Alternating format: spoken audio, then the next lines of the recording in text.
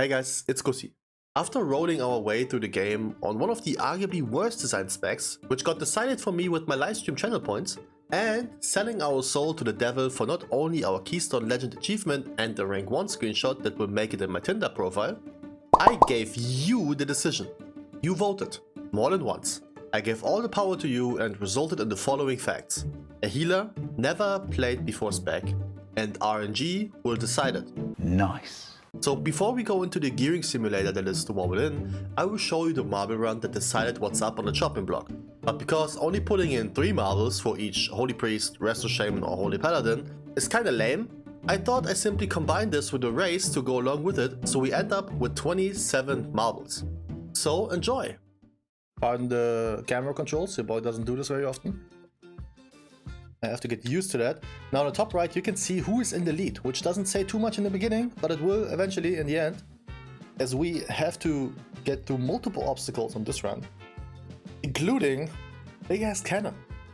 Alright, and we have a windshield wiper on the other side, so potentially there's some eliminations. Stop stuttering. There are some eliminations happening.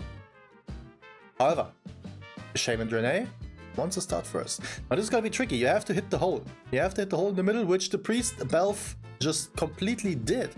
Crazy. Now the priest wants to enter the cannon first, and they are ready. Yeet. And they get through. Fantastic. Now let's see. Let's see who gets bounced from the program. Paladin Draenei next on the list. Oh lord. The Paladin Draenei cheated! What the hell? He just took a shortcut. This is Mario Kart? What is happening? What the actual hell? Oh, that's a sign, baby. That's a sign. Has to be a sign. It has to be a sign. They just wanted it too much. They horsed up, they speeded up, they just completely skipped 50% of the run by using the cannon the right way. That's how you abuse mechanics. That's how you play it. That's what we want to see.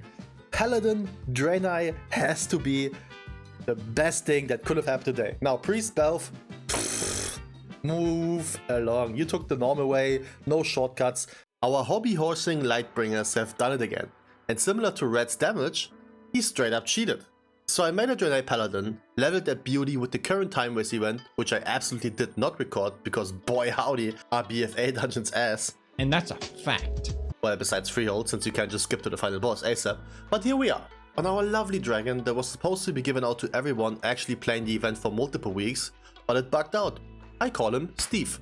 Now while I show you the super exciting and game-breaking abuse of free gear on the Siren Isle, while figuring out that the ring got completely shredded and is only item level at this point, let's talk about the rules and goals of the series. Rule number 1. You better like and subscribe, cause this ain't no free entertainment. Well, technically it is free, but you know what I mean. And also for the theme of the video, and as a little spoiler, hit me with what you think is WoW's version of Elo Hell and what rating am I cooked at. Now then, actual rule number 1, which is arguably the most important one since you guys wanted to see me suffer, we only apply the stranger keys.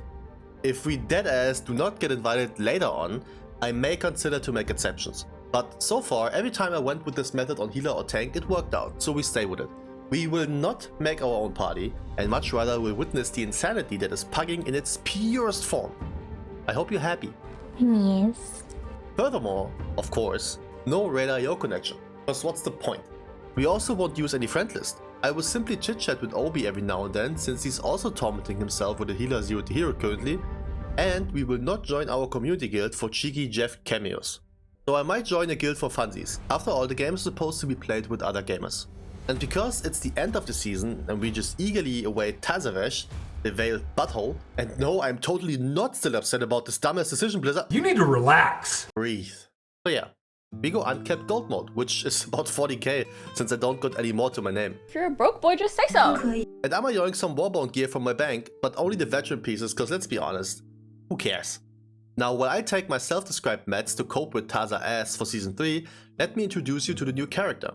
Because similar to the unbreakable force, Harry Maguire, on our Screwmaster, we needed a wizard, a breathtaking entity that was about to make certain moments magical, and there's no other than The Holy One!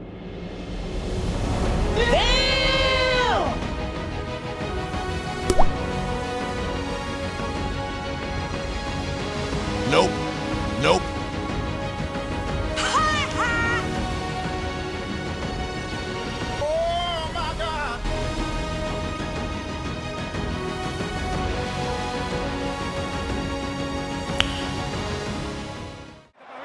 Ahora viene para Julián. Y Julián lo metió para McAllister. Creo que será gol de Di María. ¡Vio! ¡Encima Di María! ¡Gol, gol, gol, gol, gol! Come on, Di Maria. Di Maria, as our little Scottish bro called him, will indeed make you break some screens. So here's what we are cooking up with the gearing process.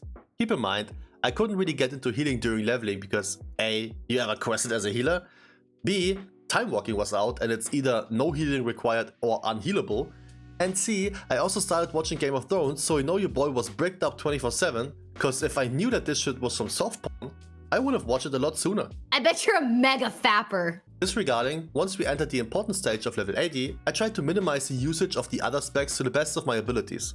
With that being said, we got a lot of shit to go through here, so bear with me. First, we yoinked some wonky Season 1 veteran gear from the Isle of whatever the name is, just to have a little bit of a starting setup. Then we rightfully reaped the rewards we saw during leveling, cause your boy was prepping. And by prepping, I mean, I did half of the weekly grinds before 80. You know damn well I don't mess around with this. All of that, of course, to gather the 4 infinity keys in order to spend some quality time with our little boy Brand, who is like the Peter Dinklage of WoW. Quite annoying, and just yoinks all the screen time for midgets so nobody else can be famous too. However, because we are currently in the mentioned turbulent time ways, which is Blizzard's way of saying, oh you want time walking every week? Well, we got something better. Doing the 5 time walk dungeons grants us a heroic, instead of normal, raid piece for the entire duration of the event, so until 11.2 drops pretty much. And we take that. Boy howdy, am I ready to get myself either the Jester Ring, some good Moxie Trinket, or that Brain AFK extra healing thing that Resto Druid's been creaming over. Huh. Okay, hear me out. Not that bad. Okay. Gives me mad int, and we do have to play with one hand and shield anyways, even though I prefer two hand for transport purposes. It also replaces the wonky ass LFR shield I got, which I shamelessly yoinked off the tank in a tie. Not the play kit. To apply the finishing touches, we bought some free vet pieces for all of the blood tokens we got for free while doing world quests with War Mode on, which made us finish strong on a 6/15 item level before doing any delves. And thus, began my hardest arc yet. Cause how am I expected to heal brain dead tanks that are just as allergic to using cooldowns as I am to getting my life in order? If I can't even heal Peter Brandglitch in an easygoing +8 delve. Which by the way, I got 8 keys. Just saying, 8 delves might be more than what I did all season. Who can relate? Besides trembling in fear to fail the red-haired menace, I also got introduced to the new carrot on a stick for this patch, which is this funny belt, which probably is less of a carrot I'm chasing, but more or less a strap-on I'm running away from so far. Because believe it or not, I don't have this on any character so far. Yet before we can wield the Packmaster 4000 to cause carnage to homophobes, we need to do this funny little quest that includes finishing this damn puppy. So, let's do it. Oh baby, I am all over this dwarf. Not what I meant. Oh, f you, Bran. Alright, that's it. I'm tanking. This dude is useless. Yeah, call me a cheater, who cares? I'm spending enough time playing this game. I don't need to add a half-day job to useless daycare. Now that's what I'm talking about.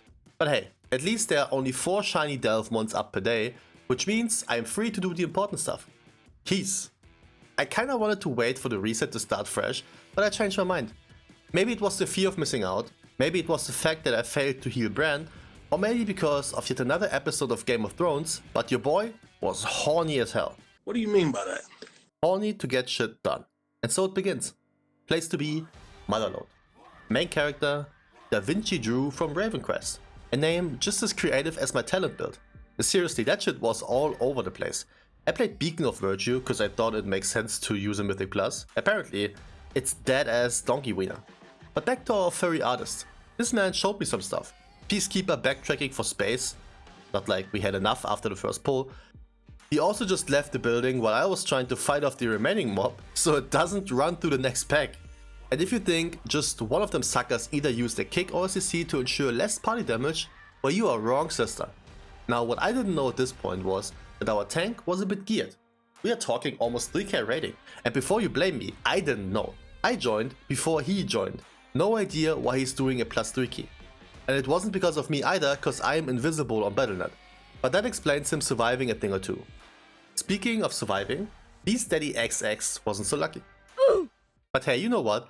Only one casualty till boss 2 in my first key, and I absolutely take that, is what I would say. If this boss didn't give me a reality check in terms of pugging right away. Reaper just got pimp slapped while ensuring he always stayed in melee range to the end. Was I completely calm cause I knew what to do in high party damage intake situations? No. Now, did he receive any healing in multiple seconds? No. Did he use any cooldowns to live by himself? Aha, that's the issue. Wasn't my fault. Anyway. Now, some would say we lacked the damage due to the DPS dirt napping. Some would say that this boss is unfair since we didn't have the right CC for the ads. And then some would say that the tank being top DPS by far is a different kind of issue. But because your boy is a gamer, he knew how to save some time. A quick and handy reset to go again. Bye, have a great time. Now that's crazy. At least the party took it with a certain amount of maturity. They were right. He's decked out joining a +3 key. What does he expect? Yet, what happened? What could we have done differently to prevent this? Well, healing the hunter, for starters. A good rule of thumb as a healer is, if someone has less than 100% HP, fix it. Thanks, Captain Obvious. Subscribe for free guides. We do have to pretend that every player in our party considers the one button rotation as too difficult, so it's our duty to play for at least 3. So besides healing, Blessing of Protection or Sacrifice would have been an angle. Both most likely would have prevented an early flop of our Dr. Doolittle.